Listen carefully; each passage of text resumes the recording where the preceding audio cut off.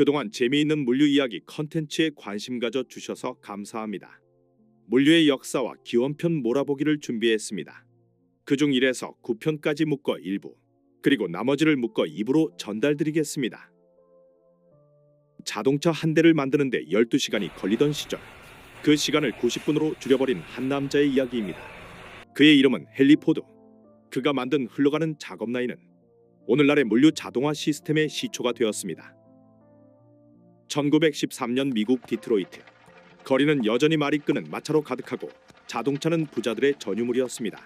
공장 내부, 노동자들이 숨을 헐떡이며 자동차 부품을 손으로 조립합니다. 하루 12시간 일해도 한 대 완성하기 힘든 시절이었죠.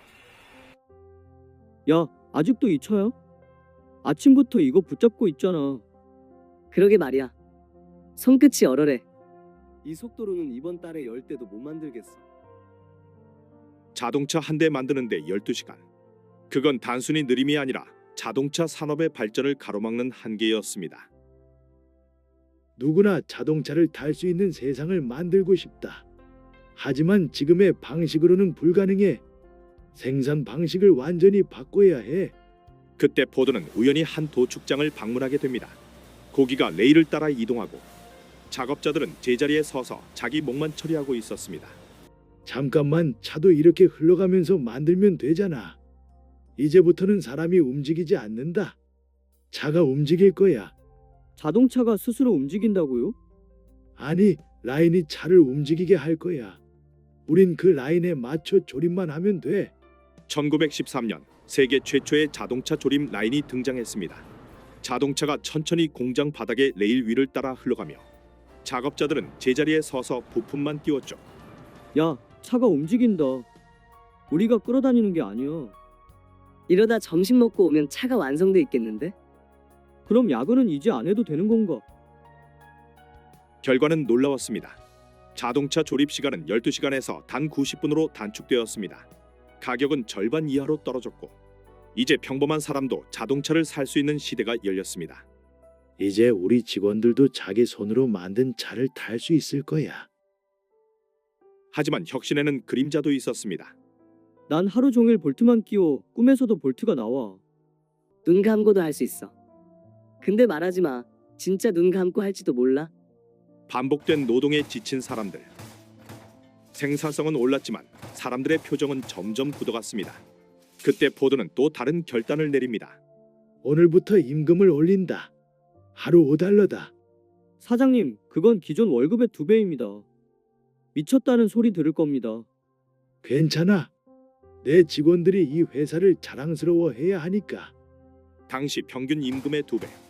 노동자들은 다시 웃음을 되찾았고 자신의 월급으로 자기가 만든 차를 살 수 있게 되었습니다. 포드의 혁신은 자동차를 넘어서 산업 전반을 바꿨습니다. 흐르는 작업 라인이라는 개념은 전 세계 공장과 물류센터로 퍼졌죠. 오늘날 택배 상자가 컨베이어 위를 줄줄 흘러가는 장면. 자동화 창고의 롤러 시스템. 그 뿌리는 바로 100년 전 포드의 이 발명에서 시작되었습니다. 기계가 사람을 돕게 하라. 그래야 모두가 더 나은 세상을 누릴 수 있다. 만약 이 발명이 없었다면 지금도 집 앞에 마차가 택배를 가져다주고 있었을지도 모르죠. 포드의 컨베이어 혁명은 단순한 기술이 아니라 인류의 일하는 방식을 완전히 바꾼 사건이었습니다. 그의 아이디어는 오늘날 자동화 물류의 출발점이 되었죠. 1950년대 미국의 항구. 지금은 당연한 컨테이너라는 개념이 없던 시절, 수백 명의 인부들이 허리를 굽히며 짐을 나르던 그곳에서 세계 물류 혁명의 씨앗이 싹 텄습니다. 뉴저지 항구. 1950년대 초 도크 위는 아수라장이었습니다. 나무 상자, 자루 드럼통, 심지어는 그냥 묶은 자재들까지 화물 하나를 싣는 데에도 규칙이 없었습니다. 이 상자 어디로 가는 거야? 몰라. 저 배 아니면 옆배야. 어차피 내일 또 바뀐다니까. 배 한 척을 다 싣는 데만 일주일. 짐이 많으면 열흘도 걸렸습니다. 항구는 늘 지연, 혼란 그리고 손실의 연속이었죠. 그때 매일같이 항구를 오가던 한 트럭 운전사가 있었습니다. 그의 이름은 말콤 맥클린. 트럭에서 짐을 내리고 또 싣고 이 짐을 통째로 옮길 수 있다면 어떨까? 누구도 심각하게 생각하지 않았던 문제. 하지만 그는 직감했습니다. 운송의 진짜 문제는 짐이 아니라 손에 있다. 트럭을 짐에서 분리할 수 있다면 배에도 기차에도 그대로 옮길 수 있을 거야. 그 단순한 생각이 오늘날 우리가 아는 컨테이너의 시작이었습니다. 맥클린은 트럭 짐칸을 개조해 튼튼한 철제 상자로 만들었습니다. 그리고 크레인으로 한 번에 들어 올릴 수 있도록 설계했죠. 봐요. 이제는 짐을 하나하나 나를 필요가 없어요. 이 상자 하나면 트럭이든 배든 바로 옮길 수 있다고요. 진짜 이게 될까요? 저 무거운 걸 배에 실으면 균형이 걱정 마요. 박스가 많을수록 오히려 더 안정적일 겁니다. 1956년 4월 26일 세계 최초의 컨테이너선 아이디얼 X가 뉴저지 항구에서 출항했습니다. 배에는 철제 상자 58개가 실려 있었죠. 그 항해는 역사적인 성공이었습니다. 하역 시간은 기존의 일주일에서 단 하루도 채 되지 않았습니다. 하지만 혁신의 그림자는 늘 불안과 함께 옵니다. 저 상자 때문에 우린 다 실업자 되는 거 아니야? 사람 대신 상자가 움직인다니 말도 안 돼. 맥클린은 흔들리지 않았습니다. 이건 일자리를 없애는 게 아니라 세상을 더 빠르게 연결하는 거예요. 컨테이너는 효율로 세상을 설득했습니다. 물류 비용은 무려 90% 이상 절감. 선박의 회전율은 폭발적으로 상승했죠. 하지만 또 다른 문제가 남았습니다. 컨테이너의 크기가 제각각이었던 겁니다. 어디는 35피트, 어디는 27피트. 이래서야 크레인 맞추기도 어렵습니다. 모두 같은 규격으로 통일해야겠어. 그래야 세계가 한 선로로 움직일 수 있지. 1961년 국제표준화기구가 전 세계 공통 규격을 발표합니다. 길이 20피트, 폭 8피트, 높이 8.5피트. 지금 우리가 부르는 바로 1TU입니다. 이 작은 상자가 세계 무역의 언어가 되었습니다. 이후 항구, 선박, 철도, 트럭이 모두 이 규격을 기준으로 설계되며 지금의 글로벌 공급망이 완성되었습니다. 오늘날 전 세계 해상 물동량의 90% 이상이 바로 이 20피트 상자를 통해 움직입니다. 그런데 놀랍게도 세계를 바꾼 말콤 맥클린은 처음부터 물류 천재로 불린 사람은 아니었습니다. 그는 평범한 트럭 운전사에서 시작해 자신의 트럭 회사를 미국 5대 운송기업으로 키웠지만 컨테이너 혁신을 위해 그 회사를 과감히 팔아버립니다. 사업은 버릴 수 있었지만 아이디어는 버릴 수 없었죠. 그는 1956년 항해의 성공 이후 자신의 해운사 시랜드를 창립했습니다. 시랜드는 세계 최초로 컨테이너선 전기 노선을 운영하며 베트남전 당시 미군 보급품을 빠르게 수송해 엄청난 성공을 거뒀죠. 하지만 이후 석유 파동과 해운 경쟁 격화로 회사는 어려워졌고 결국 매각의 길을 택합니다. 그럼에도 그의 아이디어는 이미 전 세계 항만의 표준이 되어 있었습니다. 내가 세상을 바꾼 게 아니라 세상이 내 상자 안으로 들어왔을 뿐이에요. 말콤 맥클린은 2001년 87세의 나이로 세상을 떠났습니다. 하지만 지금 이 순간에도 전 세계 항구 위를 달리는 수백만 개의 컨테이너들이 그의 꿈을 계속 실어 나르고 있습니다. 말콤 맥클린의 혁신은 단순한 아이디어가 아니었습니다. 그는 세상을 연결한 사람, 그리고 운송을 세계화로 바꾼 사람이었죠. 지금의 아마존, 쿠팡, K-팝 투어까지 그 모든 물류의 출발점은 바로 이 20피트 철제 상자 하나였습니다. 한때 모래 위를 걷던 실크로드, 지금은 철로 위를 달리는 현대판 실크로드로 부활했습니다. 기원전 2세기 중국 한나라의 사신 장건이 서쪽으로 떠났습니다. 그의 여정은 험난했지만 그 길이 바로 동서 문명을 잇는 첫 통로가 되었죠. 이 사막만 넘으면 서역의 시장이 나온다네. 그 전에 낙타가 버텨줘야겠지. 이 길 위에는 비단, 도자기, 향신료, 금속이 오갔고 그 과정에서 종교와 기술, 문화가 함께 퍼졌습니다. 왕복의 수개월에서 수년이 걸리기도 했던 긴 여정. 그러나 그들에게 교류는 곧 생존이자 번영이었습니다. 세월이 흐르면서 낙타 행렬은 사라지고 배와 비행기가 새로운 교역의 주인공이 되었습니다. 하지만 21세기 들어 인류는 다시 그 길을 찾기 시작했습니다. 이번엔 낙타 대신 철마가 달립니다. 2013년 중국이 발표한 1:1로 구상. 이 정책은 과거 실크로드의 정신을 계승해 유라시아를 잇는 육상 물류 루트를 구축하는 것이었죠. 대표적인 노선은 중국 시안에서 독일 뒤스부르크로 이어집니다. 이 구간은 유럽과 아시아를 잇는 핵심 철도 물류 루트입니다. 출발 확인. 총 41개 컨테이너 1200톤 적재 완료. 해상 운송으로는 보통 35에서 45일이 걸리지만 이 열차는 약 12일에서 14일 만에 유럽에 도착합니다. 기록적으로 11대 운행에 성공한 사례도 있죠. 과거에는 비단이 세기를 잇던 시대였다면 이제는 반도체와 전자제품이 컨테이너 속에 실려 달립니다. 고대의 상인들은 거래 정보를 머릿속에 저장했습니다. 이 자료는 페르시아로, 저 상자는 인도로.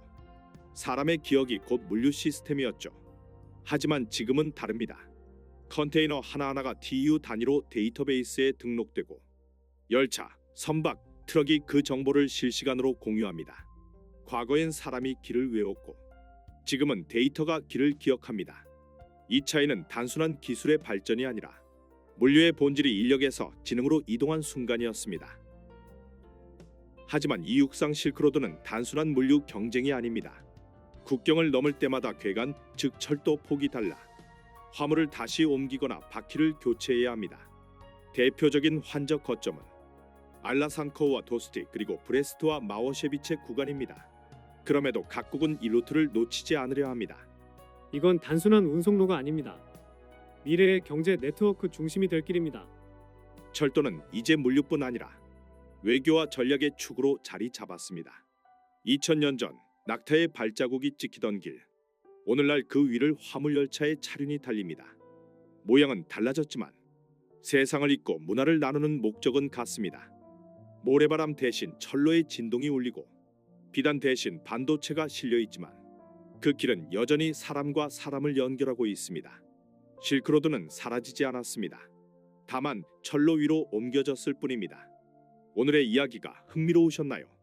2000년 전 낙타가 걸었던 길이 지금은 수백만 톤의 화물이 달리는 철로가 되었습니다. 세상은 바뀌었지만 길을 통해 연결된다는 인류의 의지는 변하지 않았습니다. 1903년 인류가 처음으로 하늘을 올려다본 순간 라이트 형제의 비행기는 단 12초 동안 공중에 떠 있었습니다. 그 짧은 12초가 끝나던 순간 세상은 땅에서 하늘로 눈을 돌렸습니다. 누군가는 속삭였죠. 이걸로 사람만이 아니라 편지도 보낼 수 있지 않을까? 1911년 인도의 한 전시회, 비행기 한 대가 6,500통의 편지를 싣고 13km를 날아올랐습니다. 단 10분짜리 비행이었지만 그건 인류 최초의 항공 우편이었습니다. 하늘 위에서 물류가 처음으로 날아오른 순간이었죠. 1918년 1차 세계대전이 끝난 뒤 사람들은 더 빠른 전달을 원했습니다. 어제 보낸 서류가 오늘 도착한다면 얼마나 좋을까? 전쟁터의 조종사들은 이제 하늘의 우체부가 되었습니다. 총 대신 편지를 싣고 탄환 대신 희망을 전했습니다. 하지만 하늘은 늘 잔인했습니다. 당시 비행기에는 계기판도 정확한 항로 지도도 없었습니다. 조종사들은 별빛과 나침반의 의지에 안개 속과 폭풍 사이를 뚫고 날아야 했죠. 시야는 10m 앞도 보이지 않는 경우가 많았고 한 번의 실수는 곧 추락을 의미했습니다. 누군가는 편지 한 통을 전달하기 위해 다시는 돌아오지 못했습니다. 그럼에도 그들은 멈추지 않았습니다. 누군가 이 편지를 기다리고 있었으니까요. 이 무렵 조종사들 가운데에는 어린 왕자의 작가인 앙투안 드 생텍쥐 페리도 있었습니다. 훗날 그는 위대한 작가가 되었지만 그때 그는 단지 하늘을 나는 우체부였습니다. 생텍쥐 페리는 프랑스 항공우편 회사 아에로포스탈의 조종사로 스페인과 아프리카, 남미를 오가며 편지와 사람의 마음을 하늘길로 실었습니다. 그러던 1935년 파리에서 사이공으로 향하던 비행 중 엔진 고장으로 사하라 사막 한가운데 불시착하게 됩니다. 그와 정비사 앙드레 프레보는 물 한 병, 포도 한 송이, 오렌지 몇 개만 가진 채 사막을 3일 동안 헤맸습니다. 탈수와 환각 속에서도 별빛과 나침반의 의지에 끝내 기적처럼 구조되었죠. 훗날 그는 이 경험을 바탕으로 어린 왕자의 사막 장면을 썼습니다. 비행은 나를 하늘로 올려보냈지만 편지는 나를 사람들과 이어주었습니다. 그의 비행은 단순한 운송이 아니라 하늘 위의 연결이었습니다. 1926년 미국은 항공우편 노선을 민간에 개방했습니다. 그때 탄생한 이름들 유나이티드 항공, 아메리칸 항공, 델타 항공. 전쟁이 끝난 뒤 군용 수송기의 기술은 민간으로 옮겨왔습니다. 비행기는 더 이상 사람만 실지 않았습니다. 이제 화물을 싣고 날기 시작했습니다. 1970년대 한 젊은 기업가가 외쳤습니다. 화물도 하루 안에 전 세계로 보낼 수 있을 거야. 그가 바로 프레드 스미스, 페덱스의 창립자였습니다. 그 한 문장이 세상을 움직이게 했습니다. 페덱스, UPS, DHL, 이길 배송, 즉 하루 만에 도착하는 시대의 시작이었습니다. 오늘날 항공 화물은 전체 물류량으로 보면 1%도 되지 않습니다. 하지만 그 안에 담긴 가치는 전 세계 무역의 절반에 달하죠. 반도체, 백신, 명품, 긴급 부품, 세상을 움직이는 가장 중요한 것들이 지금도 하늘길 위를 달리고 있습니다. 코로나19 팬데믹 때 사람들의 발은 멈췄지만 비행기는 멈추지 않았습니다. 그들은 사람 대신 인류의 생명을 실어 날랐습니다.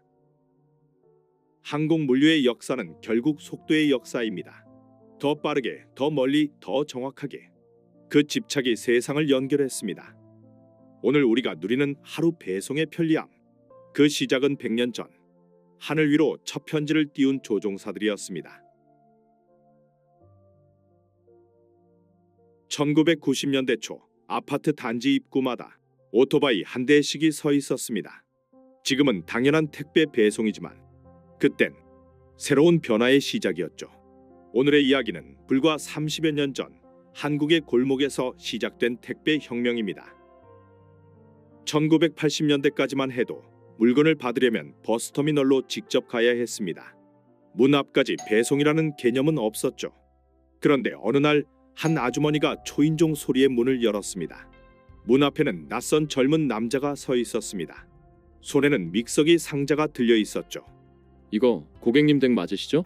어머나, 이걸 집 앞까지 가져다 주신 거예요? 예, 맞습니다. 앞으로는 이렇게 직접 전달해 드릴게요. 그날 이후 동네는 조금씩 술렁였습니다. 세상에 요즘은 물건을 문 앞까지 갖다 준대요. 버스터미널 안 가도 된다더라고요. 1988년 한진택배, 1990년 현대택배. 그날 이후 문 앞까지 배송 서비스라는 개념이 한국의 골목을 바꿔놓기 시작했습니다. 1990년대는 대량 생산과 유통의 시대였습니다. 당시 구로공단과 청계천 도매상가에서는 하루만 늦어도 거래가 끊길 정도로 납기가 생명이었습니다. 백화점, 홈쇼핑, 통신 판매가 늘어나며 사람들은 빠른 배송을 당연하게 요구하기 시작했습니다. 속도가 곧 경쟁력이 된 시대였습니다. 택배 회사들은 전국 거점 물류센터를 세우며 허브앤스포크 방식의 배송망을 구축했습니다.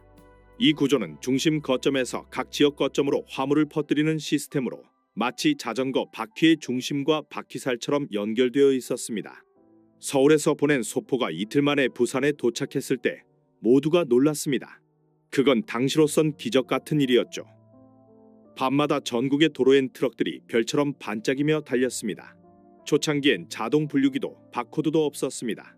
기사들이 주소를 눈으로 읽고 손으로 분류했죠. 지도도 전산도 없이 사람의 기억이 곧 시스템이었습니다. 밤이 깊어도 불 꺼지지 않던 상하차장, 비 오는 날에는 상자마다 비닐을 씌워두던 작업자들의 손길.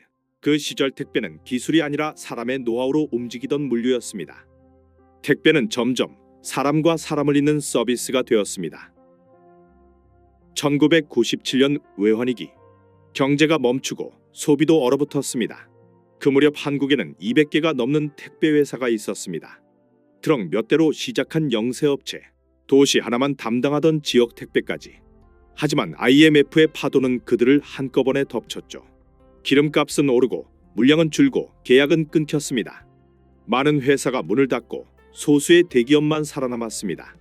한진, 현대, 대한통운, CJGLS, 로젠, 옐로캡. 그때부터 시장은 대형사 중심의 전국망 체제로 재편됐습니다. 이 시기에 도입된 게 바로 표준요금제와 전산 시스템입니다.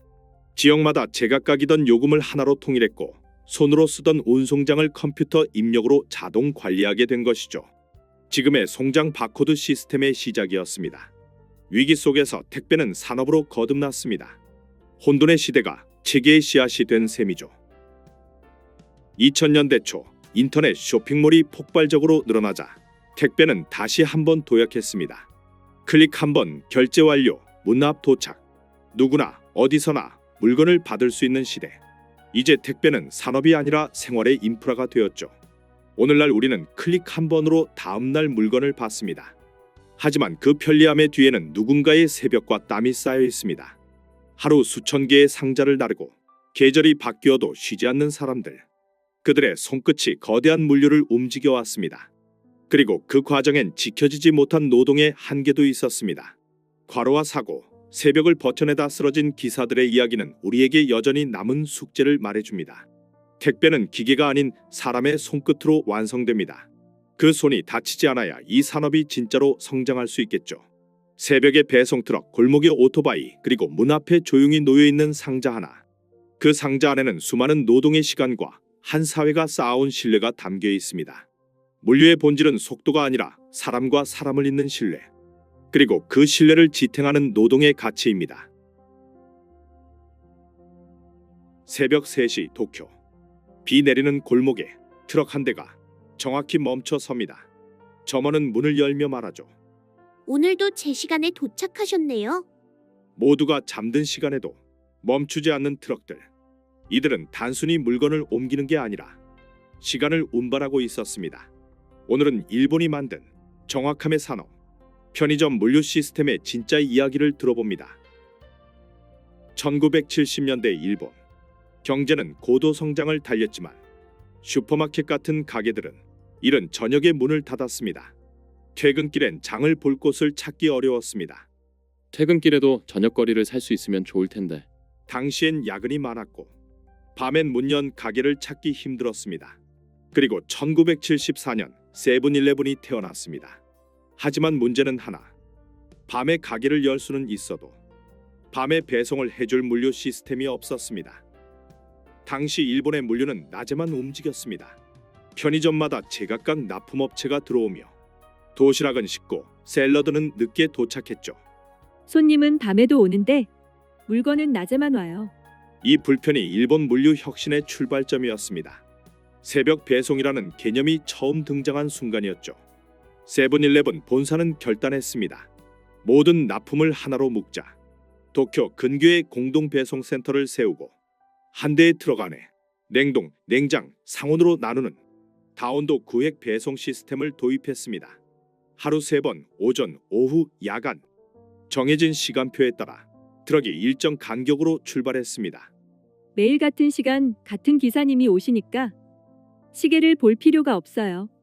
이때부터 시간은 약속이 아니라 시스템의 일부가 되었습니다. 하지만 완벽해 보이던 시스템에도 위기가 있었습니다. 1993년 도쿄 외곽.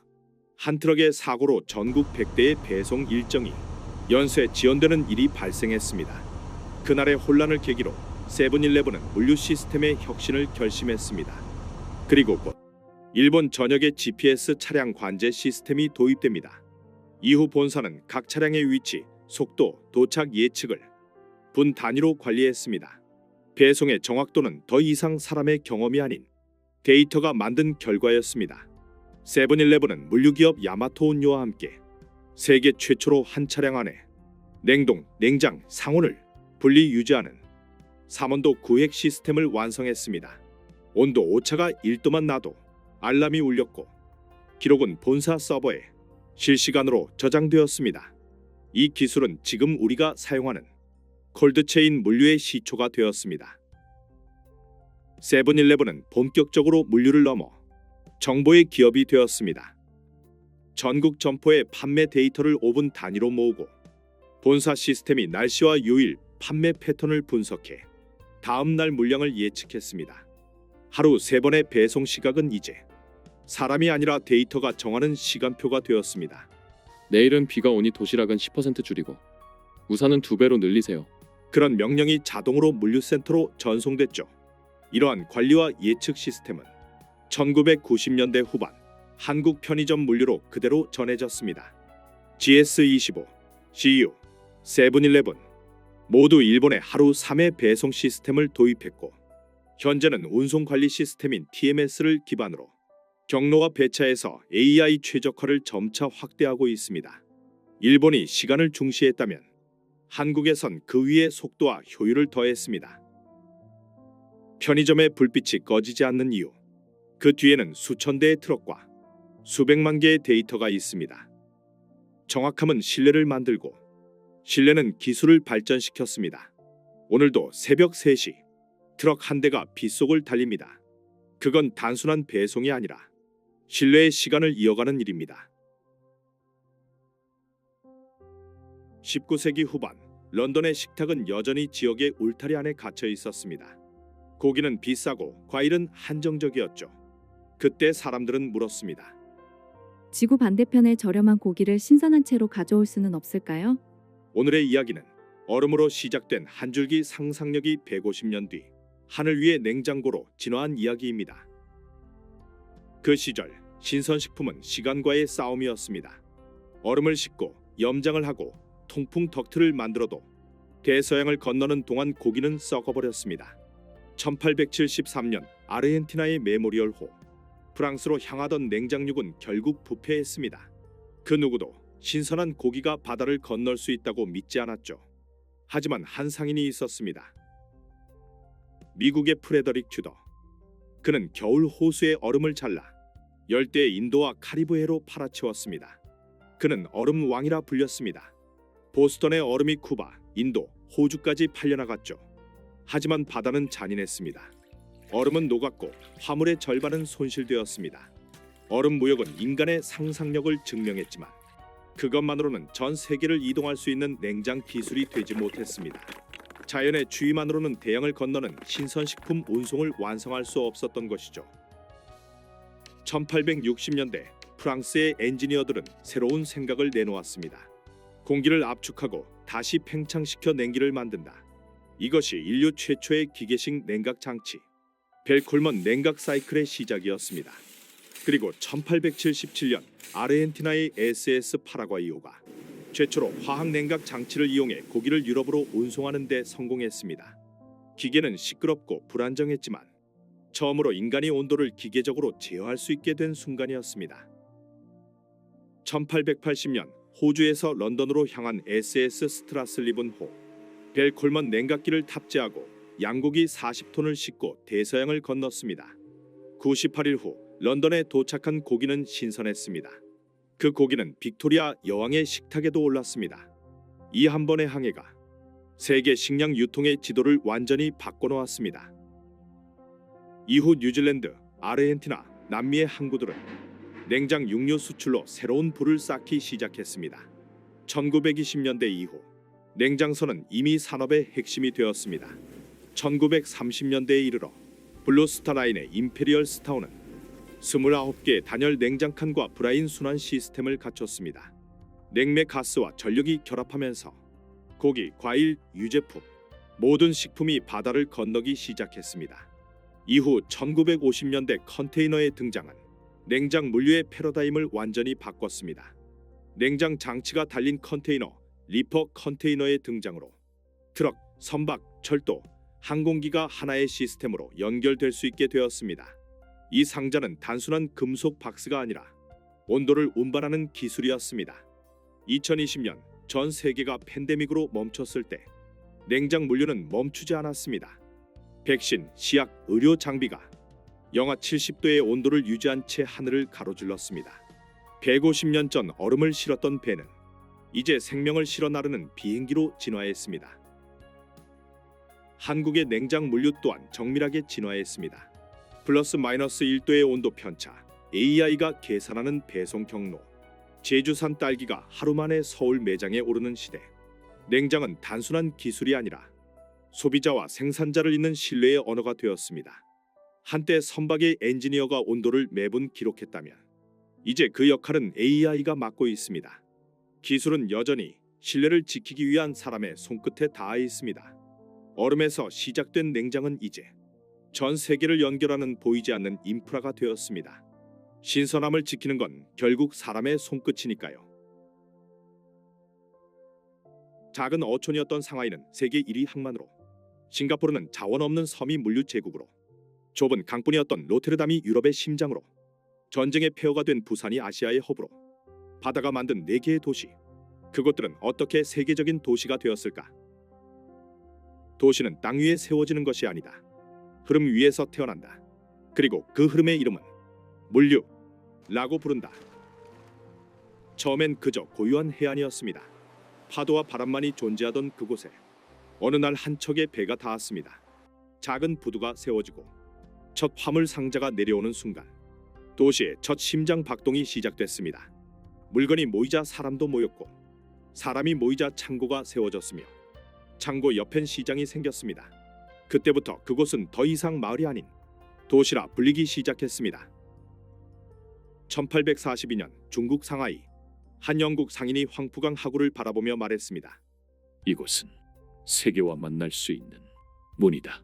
당시 상하이는 작은 어촌에 불과했습니다. 하지만 바다와 만나는 그 지점은 세계 무역의 중심이 될 운명을 품고 있었죠. 개항 이후 외국 상선들이 몰려들었습니다. 그들은 물건만이 아니라 항만, 철도, 창고, 금융까지 함께 가져왔습니다. 화물이 들어오면 은행이 생기고 은행이 생기면 사람이 모였습니다. 상하이는 단순히 항구를 연 게 아니었습니다. 세 가지를 동시에 구축했죠. 첫째, 양쯔강과 바다를 잇는 이중 항만 시스템. 내륙 깊숙이까지 화물이 흐를 수 있는 구조를 만들었습니다. 둘째, 24시간 운영되는 금융 결제 네트워크. 셋째, 철도와 연결된 내륙 물류망. 항만, 철도, 창고, 금융까지 함께 작동하는 거대한 생태계를 만들어냈습니다. 그 결과 1990년대 이후 연평균 15% 성장을 30년간 지속했고 2010년 마침내 세계 1위에 올랐습니다. 오늘날 상하이는 연간 4,700만 TEU를 처리하며 오늘날 흐름의 제국으로 불립니다. 거대한 크레인들이 밤새 움직이는 그 풍경은 도시가 아직도 끊임없이 숨쉬고 있다는 증거입니다. 1819년 싱가포르. 당시 동남아시아 무역은 네덜란드가 장악하고 있었습니다. 영국은 이 지역의 거점이 절실했죠. 영국의 스탠포드 래플스는 말라카 해협을 바라보며 말했습니다. 넓은 땅이 중요한 건 아닙니다. 중요한 건 위치라고 생각합니다. 싱가포르는 작은 섬이었습니다. 하지만 하나의 진실을 깨달았습니다. 모든 배가 지나가는 길목을 차지하면 세상의 흐름을 잡을 수 있습니다. 19세기 동서무역이 시작되자 싱가포르는 환적과 보급의 중심이 되었습니다. 하지만 작은 섬이 살아남는 법은 따로 있었습니다. 첫째, 속도. 입항부터 출항까지 24시간. 다른 항만이 3일 걸릴 때 싱가포르는 하루였습니다. 둘째, 세금. 항만 이용료와 관세를 최저 수준으로 유지했습니다. 선사들은 비용을 아끼기 위해 싱가포르를 선택했죠. 셋째, 기술. 1972년 세계 최초로 컨테이너 자동 분류 시스템을 도입했습니다. 사람이 아닌 기계가 화물을 배치했죠. 결과는 명확했습니다.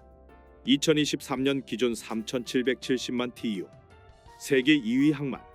싱가포르는 영토 대신 속도를 자산으로 가진 도시. 작지만 세계에서 가장 강한 물류 허브로 자리 잡았습니다.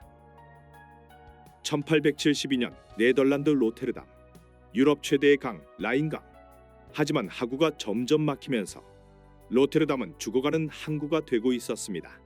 그때 한 토목 기사가 회의장에서 지도를 펼쳤습니다. 우리는 강을 바다로 직접 연결할 것입니다. 불가능해 보였던 이 계획은 실현되었습니다. 그의 완공된 인공수로 뉴워터웨이는 유럽의 심장을 바다와 연결했습니다. 하지만 운하만으로는 부족했습니다. 로테르담은 유럽 물류의 허브가 되기 위해 철저한 계획을 실행했습니다. 첫째, 라인강 철도망과 직결. 항만에서 내린 화물이 6시간 안에 독일, 프랑스, 벨기에로 배송되는 시스템을 구축했습니다. 둘째, 석유 화학 전용 부두 건설. 1950년대부터 정유 시설을 집중 배치해 에너지 허브로 진화했습니다. 셋째, 자동화. 1993년 무인 컨테이너 터미널 도입. 사람 없이 24시간 돌아가는 항만을 만들었죠. 아시아의 향신료, 미국의 곡물, 중동의 석유. 모든 흐름이 로테르담을 통과했습니다. 로테르담은 단순한 항구가 아니었습니다. 유럽 경제의 혈관이었죠. 부두는 도시의 심장, 강과 철도는 그 혈관이 되었습니다. 150년이 지난 지금도 로테르담은 여전히 물류의 수도로 불립니다. 1950년 전쟁의 폐허 속 부산. 한 부두 노동자가 말했습니다. 이 항구가 살아나야 우리 모두가 삽니다. 부산항은 생명의 통로였습니다. 식량, 의약품, 원자재 모든 것이 이곳을 통해 들어왔습니다. 하지만 부산은 단순히 살아남기 위한 도시로 머물지 않았습니다. 컨테이너 시대가 열리자 부산은 환적의 중심지로 진화했습니다. 부산은 선택의 기로에 섰습니다. 직항인가 환적인가? 부산은 환적을 택했습니다. 중국, 일본, 동남아에서 온 화물을 부산에서 한번 모아 미주 유럽으로 보내는 전략. 1990년대 신항만 건설과 함께 환적 특화 항만으로 진화하기 시작했습니다. 첫째, 지리적 이점. 동부가 삼국의 정중앙, 12시간 내 접근 가능한 3억 인구 시장에 가장 가까운 거점이었습니다. 둘째, 환적 인센티브. 환적 화물에 대한 세금 감면과 신속 통관을 제공하자 글로벌 선사들이 부산을 거점으로 선택했습니다. 셋째, 24시간 운영. 태풍에도 멈추지 않는 항만이라는 신뢰가 쌓이자 물동량이 폭발했습니다. 1985년 114만 TEU에서 2024년 2,400만 TEU로 40년 만에 20배 성장했습니다. 오늘날 부산항은 세계 7위, 특히 환적 물동량은 세계 2위입니다. 생존의 항구에서 성장의 항구로, 그리고 지금은 아시아를 잇는 글로벌 허브로 거듭났습니다. 밤마다 바다 위에 반짝이는 불빛들, 그것은 이 나라의 산업이 여전히 살아 숨쉬고 있다는 증거입니다. 도시는 돌로 세워지지 않습니다. 사람이 모이고 물건이 흐르고 길이 생기며 그곳에 생명이 깃듭니다. 도시는 결국 흐름이 머문 자리의 흔적입니다. 그 흐름이 경제가 되고 문화가 되고 문명이 됩니다. 바다는 경기가 아니라 연결의 통로였고 항만은 인류의 교류 장치였습니다. 그리고 그 흐름을 움직이는 힘의 이름, 바로 물류입니다. 오늘날 우리가 사는 도시도 마찬가지입니다. 도로, 택배, 물류센터, 모든 것은 흐름의 흔적입니다. 도시는 멈춰있는 공간이 아니라 끊임없이 움직이는 생명체입니다. 그리고 그 생명의 중심에는 언제나 물류가 있습니다.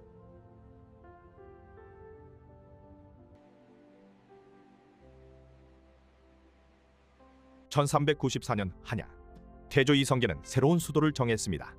한반도의 중심, 풍수지리상 명당, 그리고 한강이 흐르는 땅. 하지만 문제가 있었습니다. 10만 명이 넘는 수도 인구, 관료, 군인, 장인, 상인들, 이들을 먹이려면 전국에서 세곡을 모아야 했습니다. 하지만 그 쌀을 운반할 방법이 없었습니다. 500년 왕조는 어떻게 가능했을까요? 해답은 물류에 있었습니다. 태조의 측근인 하륜이 왕에게 아뢰었습니다. 전하, 이곳은 산으로 막혀 있습니다. 전국에서 올라오는 세곡을 어찌 감당하겠습니까? 한양은 사방이 산으로 둘러싸여 있었습니다. 북한산, 남산, 인왕산, 전라도에서 쌀을 가져오려면 수백 리 산길을 넘어야 했습니다. 소가 끄는 수레에 실을 수 있는 양은 한계가 있었고 큰 비가 오거나 눈이 오면 길이 끊겼습니다. 조정회의에서 10만 명을 먹일 방도에 대해 모두가 논의했습니다. 그때 정도전이 한강을 가리키며 말했습니다. 전하, 한양에는 강이 있습니다. 배를 이용하면 됩니다. 바다로 가는 것, 그것이 해법이었습니다. 조선은 즉시 실험에 들어갔습니다. 전라도 해남의 곡창지대에서 쌀을 모았습니다. 그리고 배에 실었습니다. 조운선이라 불린 이 배는 세금으로 거둔 곡물을 운반하는 배였습니다. 평평한 밑바닥에 큰 도출단, 한 척에 800석, 많게는 1000석을 실을 수 있었습니다. 소가 며칠을 걸려 나를 양을 배 한 척이 훨씬 빠르게 날랐습니다. 바다가 우리의 길이다. 조선 조정은 여기서 멈추지 않았습니다. 전국 해안에 조창을 건설했습니다. 세곡을 모아두는 거대한 창고였습니다. 전라도 덕성창, 충청도 조운창, 황해도 해주창, 각 지역에 쌀이 모였습니다. 그리고 배에 실렸습니다. 서해안을 따라 한강 하구를 지나 한양으로 전국을 연결하는 수송망이 완성되었습니다. 한양 한강변, 마포나루, 용산나루, 서강, 이곳을 사람들은 경강이라 불렀습니다. 오늘날 서울을 지나는 한강 중에서도 수도권 일대, 즉 광나루에서 양화진까지의 강줄기를 가리킵니다. 거대한 창고가 들어섰습니다. 수십 척의 배가 정박했습니다. 이보게들, 쌀이 도착했다네. 전라도에서 쌀이 20하회 만에 올라왔단 말이네. 인부들이 곡물 자루를 날랐습니다. 상인들이 값을 흥정했습니다. 관리들이 장부를 기록했습니다. 정강, 한양의 심장이 뛰기 시작했습니다. 시간이 흘렀습니다. 15세기 초 10만 명이던 인구, 17세기 중반에는 20만 명을 넘어섰습니다. 당시 세계 주요 도시들과 비교해보면 런던이 약 40만 명, 파리가 40만 명, 에도, 지금의 도쿄가 약 100만 명이었습니다. 한양은 동아시아 주요 도시 중 하나가 되었습니다. 궁궐이 완성되었습니다. 시장이 번성했습니다. 종로 일대 시전 행랑이 늘어섰습니다. 전국 각지에 물산이 모여들었습니다. 비단, 무명, 도자기, 목재, 해산물. 한양은 조선 최대의 상업 중심지가 되었습니다. 그런데 신기한 일이 있었습니다. 조운이 원활한 해는 도시가 확장되었습니다. 하지만 조운이 막히는 해에는 물가가 폭등했습니다. 태풍이 오면 배가 침몰했고 왜구가 출몰하면 항로가 끊겼습니다. 그때마다 한양은 흔들렸습니다. 도시의 운명은 흐름에 달려있다. 조선은 깨달았습니다. 이 수송망을 지켜야 한다. 조운선을 개량했습니다. 항로를 정비했습니다. 군대를 배치해 왜구를 막았습니다. 500년 동안 조선이 지속될 수 있었던 이유, 그것은 왕의 권력도 성곽의 높이도 아니었습니다. 매년 봄 어김없이 한강을 오르는 그 세곡선 때문이었습니다. 19세기 말 가보개혁 이후 조운제도는 폐지되었습니다. 일제강점기에 한강의 세곡선은 사라졌습니다. 500년 동안 이어진 그 수송망이 끊어졌습니다. 하지만 그 DNA는 사라지지 않았습니다. 시간이 흘러 지금의 부산항에 컨테이너선이 들어옵니다. 연간 2,440만 TEU. TEU는 20피트 컨테이너 한 개를 세는 단위입니다. 부산항은 세계 7위 규모입니다. 인천항의 물동량은 350만 TEU. 24시간 이내에 부산에서 인천으로 화물이 움직입니다. 600년 전 조운선이 한강을 올랐습니다. 지금은 컨테이너선이 서해를 누빕니다. 배는 바뀌었지만 본질은 같습니다. 국가의 중심은 흐름이 만든다. 조선의 세곡선. 그것은 단순한 배가 아니었습니다. 왕조를 떠받친 혈관이었습니다. 도시는 건물로만 이루어지지 않습니다. 사람과 자원이 모이는 곳에 도시가 생깁니다. 그 흐름을 설계하는 것, 그것이 물류입니다. 조선은 500년 동안 그 수송망을 지켰고 대한민국은 지금도 그 철학 위에서 성장하고 있습니다. 강은 흐르고 도시는 자란다. 물류는 그 흐름의 이름이다.